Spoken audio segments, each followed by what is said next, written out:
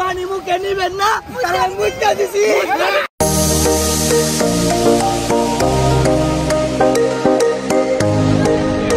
দুপুরের দৃশ্য, কি সুন্দর মনোরম পরিবেশ। আমরা বঙ্গবন্ধু কর্ণফুলী টানেল হয়ে রওনা দিচ্ছি পতেঙ্গা সি বিচের উদ্দেশ্যে। রাতেও এর কমতি নেই, রাতেও এর থেকে দ্বিগুণ হারে সৌন্দর্য বাড়ে। চারদিকে মানুষের আনাগোনা। রাতের পরিবেশটা আসলেই সুন্দর, আপনি না আসলে বিশ্বাসই করবেন না।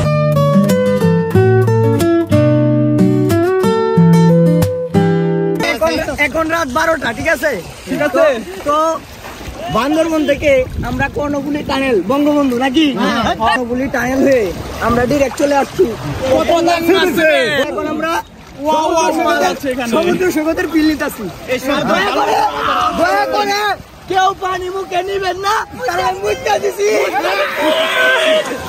বড় ভাই সে কিছু বলবে, বলেন ভাই। আপনারা পড়ে যাবেন না। একটু কাছে আন ভাই। তো 1টা বাজে, পরিবেশটা অনেক শান্ত, লোক সংখ্যা কম আছে।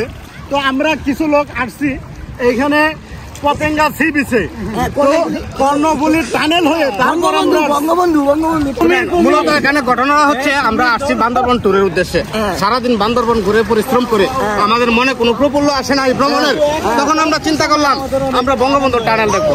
বঙ্গবন্ধু টানেল দেখার পরে আমাদের মনে আরেকটা ইচ্ছা থাকলো যে আমরা সাগর দেখি। তখন আমরা চলে আসলাম পতেঙ্গা সি বিচে। এখন আমরা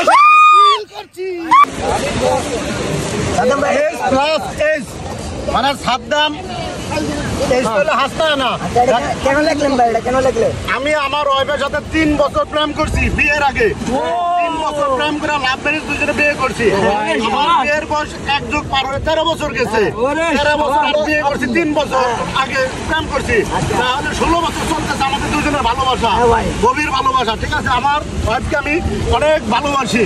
তাই আমার ওয়াইফ এখন আমার কাছে নাই, তাই আমি এই লেখার মাধ্যমে তাকে প্রকাশ করবো। বউকে আমি ভালোবাসি। I love you too হাসনায়না।